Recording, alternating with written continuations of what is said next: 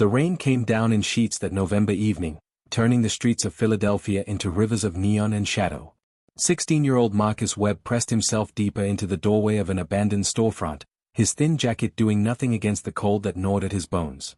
3 days had passed since he'd left his foster home, 3 days since he'd decided that sleeping on the streets was better than enduring another night in that house where his foster father's fist spoke louder than any words of comfort ever could. His stomach growled with the hunger that had become his constant companion. The $20 he'd stolen from the kitchen jar was long gone, spent on a burger and fries that felt like a distant memory now. Marcus watched the evening crowd hurry past, their faces hidden beneath umbrellas, all of them heading somewhere warm. None of them saw him. That was fine. He'd learned years ago that being invisible was sometimes the only way to survive. The corner store across the street caught his attention. Through the rain-streaked window, he could see the owner restocking shelves near the back. Marcus knew what he was thinking, knew the dark thoughts creeping into his mind. He'd never stolen anything beyond that $20, had always told himself he was better than that. But hunger does things to a person, changes the rules they live by. His hand trembled as he touched the door handle of the store, shame and desperation warring inside his chest. That's when he saw her. A woman in her 50s stood at the counter, counting out change from her wallet. She wore a leather jacket with patches and pins, her gray hair pulled back in a neat ponytail. There was something kind about her face, something that reminded Marcus of his grandmother before the cancer took her. The woman smiled at the store owner and picked up her bag of groceries, turning toward the exit. Marcus stepped aside to let her pass, and she looked at him with eyes that actually saw him. Not through him, not past him, but really saw him. "Cold night," she said softly, her voice carrying a warmth that made his throat tight.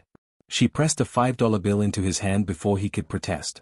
"Get yourself something hot to eat, sweetheart." He stood frozen, staring at the crumpled bill in his palm. When he looked up to thank her, she was already walking down the street, grocery bag swinging at her side. Something shifted in Marcus at that moment, something he couldn't name. Maybe it was hope. Maybe it was just the memory of what kindness felt like. The woman made it half a block before Marcus noticed them. 2 figures emerged from an alley, moving with the predatory grace of people who'd done this before. They wore dark hoodies pulled low over their faces, and even from a distance, Marcus could see the glint of something metallic in one of their hands. His heart hammered against his ribs as he watched them close in on the woman who'd just shown him mercy. Every survival instinct screamed at him to look away, to disappear into the rain and let whatever was about to happen unfold without him. He was just a kid. He was alone. He had nothing. The smart thing, the safe thing, would be to pretend he'd seen nothing at all. But Marcus thought about that $5 in his pocket, about the way she'd looked at him like he mattered. He thought about all the times people had walked past him when he needed help, all the times he'd been invisible when he desperately wanted someone to care. His grandmother's voice echoed in his memory, words she'd told him years ago. "Baby, the measure of a man isn't what he has or where he comes from. It's what he does when someone needs him." The robbers grabbed the woman's purse just as she turned the corner. Marcus heard her cry out, saw her stumble as one of them shoved her against the brick wall. Without thinking, without planning, without considering what might happen to him, Marcus ran. His sneakers slapped against the wet pavement as he sprinted toward them, his voice breaking as he shouted into the rain-soaked night. He had no weapon, no plan, no backup. All he had was the choice to be someone who helped instead of someone who looked away. And sometimes, that choice is everything. The first robber turned at Marcus's shout, surprise flickering across his face before hardening into something mean and dangerous. He was tall, maybe in his 20s, with a jagged scar running down his left cheek. The knife in his hand caught the streetlight, its edge promising pain. "Mind your business, kid," he snarled, his voice like gravel scraping concrete. "Walk away while you still can." Marcus's legs felt like water, his courage evaporating now that he stood face to face with real violence. But the woman was watching him with wide, frightened eyes, and her groceries lay scattered across the wet sidewalk like broken promises. An orange rolled toward the gutter. A carton of milk leaked white into the rain. "Let her go," Marcus managed, his voice steadier than he felt. "Please. Just take the purse and leave." The second robber laughed, a sound without humor. He was shorter, stockier, with a wild energy that made Marcus's skin crawl. "Oh, we've got a hero here. This your boyfriend, lady? Your son?" He grabbed the woman's arm harder, making her wince. "Tell your little hero to disappear before he gets hurt." Something clicked in Marcus's mind then, a clarity born from having nothing left to lose. He'd been hurt before. He'd been beaten, broken, and forgotten. He'd survived things these punks probably couldn't imagine. What was one more beating if it meant doing something right for once in his cursed life? "I'm not going anywhere," he said quietly. The scarred robber moved fast, faster than Marcus expected. The blade slashed through the air where Marcus's face had been a second before. Marcus jerked backward, his street-honed reflexes saving him by inches. His foster father had taught him one useful thing during those terrible months: how to take a hit, and how to see one coming. Marcus ducked under another swing and did the only thing he could think of. He charged.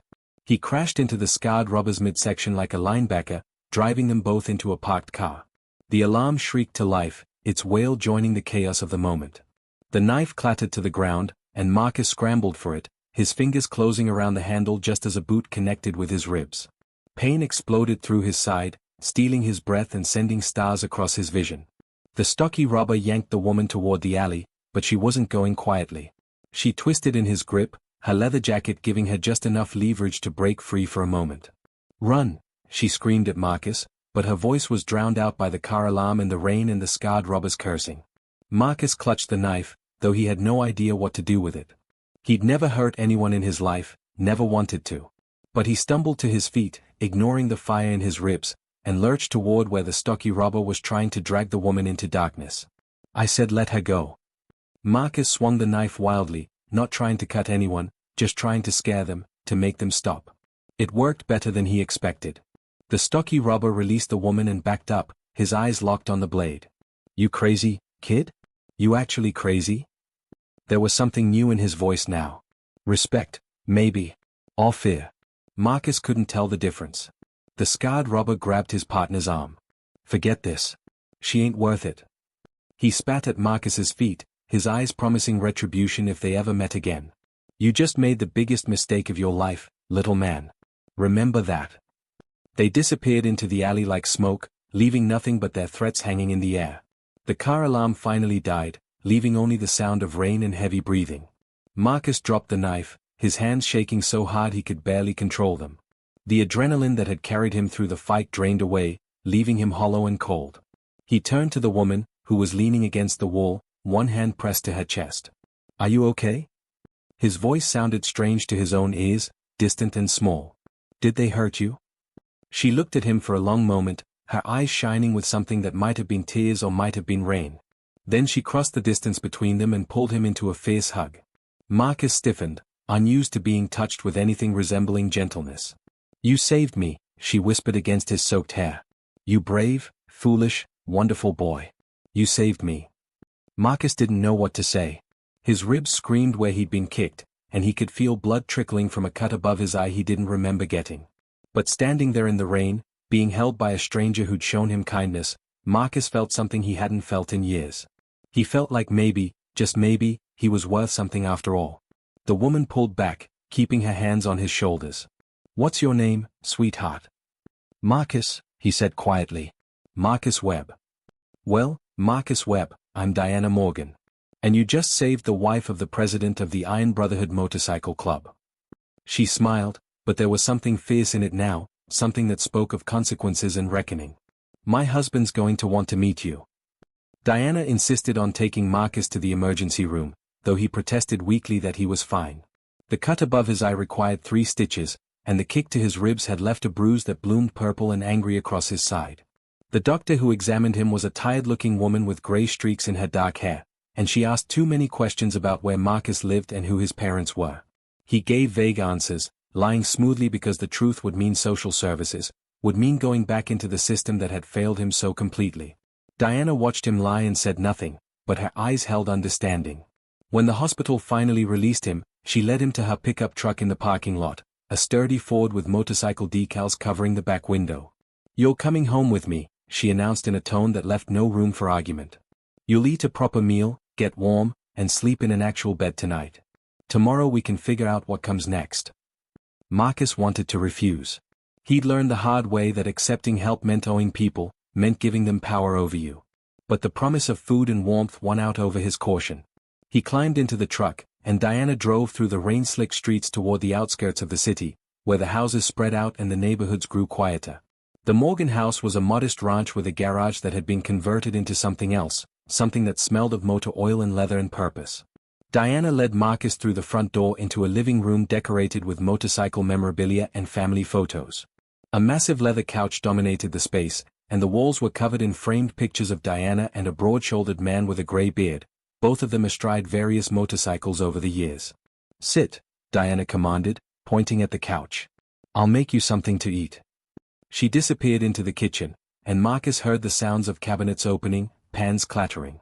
The warmth of the house seeped into his bones, making him realize just how cold he'd been for so long. 15 minutes later, Diana returned with a plate piled high with scrambled eggs, bacon, toast, and hash browns. Marcus's eyes widened at the sight of so much food. "Eat," she said simply, setting the plate in front of him along with a glass of orange juice. "You look like you haven't had a decent meal in days." He wanted to eat slowly, to savor it, but hunger overtook manners. He devoured the food while Diana sat across from him, sipping coffee and watching with an expression of satisfaction. When he finally finished, she took his plate and returned with a blanket and pillow. "The couch folds out into a bed," she explained. "Bathroom's down the hall. I'm going to call my husband now. He should be home from the road tomorrow morning." Marcus tensed. "I don't want any trouble. I can leave if—" "You're not leaving," Diana interrupted firmly. "You put yourself in danger to protect me, Marcus. That means something in my world. That means everything." She pulled out her phone and walked into the kitchen, leaving Marcus alone with his thoughts. He heard her voice, muffled but intense, speaking in rapid bursts. "No, I'm fine, Tommy, but listen to what happened." The conversation went on for several minutes, and when Diana returned, there was something different in her expression. Something determined and fierce. "My husband's cutting his trip short. He'll be here by morning, and he's bringing some friends." She smiled at the confusion on Marcus's face. "Get some rest, sweetheart. Tomorrow's going to be quite a day." Marcus lay on the couch that night, clean and fed and warm for the first time in days, and stared at the ceiling. He thought about the robbers, about the knife, about the moment he'd chosen to run toward danger instead of away from it. Sleep came slowly, filled with dreams of street lights and rain and a woman's grateful eyes. Morning arrived with the sound of thunder, but it wasn't a storm. It was engines. Dozens of engines, maybe more, their collective roar shaking the windows of the house. Marcus jerked awake, his heart pounding, and rushed to the window. What he saw made his breath catch in his throat. Motorcycles filled the street. Not just a few, but a river of chrome and leather that stretched as far as he could see in both directions. Harleys of every size and color, their riders clad in leather vests marked with the same patch, a skull flanked by wings and the words Iron Brotherhood MC. They sat astride their bikes in formation, engines rumbling like caged thunder, waiting. Diana appeared beside him, holding 2 cups of coffee. She handed one to Marcus, her smile knowing. "That's my Tommy," she said, pointing to a man climbing off a massive black road king at the front of the formation. He was exactly as he appeared in the photos, big and bearded, with eyes that had seen too much and a presence that commanded respect. "And those are his brothers." She paused, letting the magnitude of the moment sink in. "Word travels fast in the motorcycle community, Marcus. Tommy put out the call last night. Every chapter within 200 miles responded. They came for the boy who protected one of their own." Marcus's hands shook as he gripped the coffee cup. "I don't understand. Why would they come for me? I'm nobody." Diana turned to face him fully, placing a hand on his shoulder. "Last night, you were everything that matters. You saw someone in trouble and you helped, even though it cost you. Even though you could have been killed." Her voice dropped, becoming fierce with emotion. "In the Brotherhood, loyalty isn't just a word. It's a code we live by. You showed that loyalty to a stranger, which makes you more than nobody, Marcus Webb. It makes you family." Thomas "Tommy" Gunn Morgan stood in the center of the street surrounded by 5,000 Harleys, and the morning sun caught the chrome until the entire scene blazed with metallic fire. He was a mountain of a man, 6'4", and built like someone who'd spent decades working with his hands. His leather vest was covered in patches that told a story Marcus couldn't yet read, each one earned through years of loyalty, sacrifice, and brotherhood. When he looked up at the house, his eyes found the window where Marcus stood frozen, and something passed between them. Understanding. Recognition. Respect. Diana opened the front door, and the sound of idling engines grew louder, a mechanical heartbeat that seemed to pulse through the earth itself. "Come on," she said gently to Marcus. "Time to meet the family." Marcus followed on legs that felt disconnected from his body, his mind struggling to process what was happening. This couldn't be real. People didn't gather by the thousands for a runaway kid who'd done what anyone should have done. But as he stepped onto the front lawn, he realized this was very real. Every rider had their eyes on him, and when Tommy Gunn raised his hand, 5,000 engines cut out in perfect unison. The sudden silence was deafening, broken only by the whisper of wind and the distant sound of traffic from the highway. Marcus felt like he'd stepped into another world, one governed by rules he didn't understand. Tommy Gunn walked toward him with the confident stride of someone who'd never questioned his place in the world. Up close, he was even more intimidating, with scars crossing his knuckles and a face weathered by years on the open road. But when he reached Marcus, he extended his hand, and his handshake was firm but gentle. "Marcus Webb," he said, his voice a deep rumble that carried natural authority. "My wife tells me you're the reason she came home safe last night." Marcus swallowed hard, finding his voice. "I just did what anyone would do, sir." The title slipped out automatically, a remnant of his time in foster care where respect was currency and survival.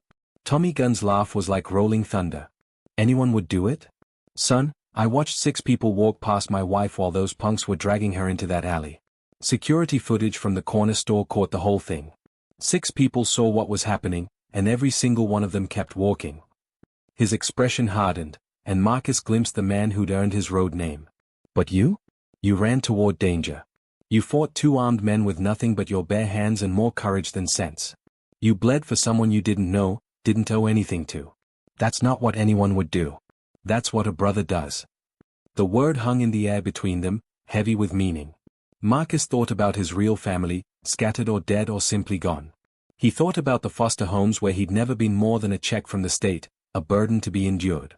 The concept of brotherhood was foreign to him, something he'd only seen in movies or read about in books. "I'm not sure I understand," he admitted quietly. A woman stepped forward from the ranks of riders. She was tall and lean, with silver hair braided down her back and eyes that missed nothing. The patch on her vest read "Road Captain," and she carried herself with the easy confidence of someone who'd earned every ounce of respect she received. "Let me explain it, Tommy," she said, her voice carrying across the silent crowd. She addressed Marcus directly. "The Iron Brotherhood isn't just a motorcycle club. It's a family built on principles that most people have forgotten. Loyalty, honor, protection. When you protected Diana last night, you upheld those principles without even knowing them. That makes you one of us in spirit, even if you don't wear the patch." Another rider spoke up, this one a younger man with tattoos covering both arms and a scar bisecting his eyebrow. "We take care of our own," he called out, and a murmur of agreement rippled through the assembled riders. "You took care of one of ours. Now we take care of you." Marcus felt tears stinging his eyes and fought them back, embarrassed. "I don't need charity," he said, his voice cracking despite his efforts to sound strong. "I can take care of myself." Tommy Gunn's expression softened, and he placed a massive hand on Marcus's shoulder. "This isn't charity, son. This is family. Diana told me you're on your own out here, that you've been sleeping rough. That ends today." He turned to address the assembled riders, his voice rising to carry across the crowd. "Brothers and sisters, this is Marcus Webb. He's 16 years old, he's got nowhere to go, and he's got more heart than men twice his age. Last night he proved his character when it counted. Today, we're going to prove ours." The response was immediate. Riders started dismounting, their boots hitting the pavement in a staccato rhythm. They approached not with pity in their eyes, but with respect. One by one, they introduced themselves to Marcus. Jake Wrench Peterson, who owned an auto body shop and offered Marcus a job on the spot. Sarah Lightning Chang, a lawyer who specialized in family services and promised to help navigate his legal situation. Michael Preacher Johnson, who ran a community center and had resources for housing and education. The list went on, each person offering something concrete, something real. But it was the older man who approached last who truly broke through Marcus's defenses. He walked with a slight limp, his vest marked with more patches than anyone else's, and his eyes held the weight of decades. "Name's Robert Doc Sullivan," he said quietly, extending his hand. "I'm a social worker by day, brother by night. I know what it's like to age out of the system, son. I know what it's like to feel like nobody gives a damn whether you live or die." He paused, his next words careful and deliberate. "But here's the truth. These people gathered here today because they give a damn. Not because they have to. Because they choose to. And if you'll let them, they'll show you what it means to have people in your corner." Marcus looked around at the sea of leather and chrome, at the faces watching him with varying expressions of warmth, curiosity, and acceptance. He thought about the cold doorway he'd slept in 3 nights ago, about the hunger and fear and loneliness that had been his constant companions. He thought about the moment he'd chosen to help Diana instead of walking away. That single choice had led to this moment, to standing in the middle of a street surrounded by 5,000 people who'd dropped everything to be here for him. "I don't know what to say," Marcus whispered, his voice barely audible. Tommy Gunn squeezed his shoulder. "You don't have to say anything right now.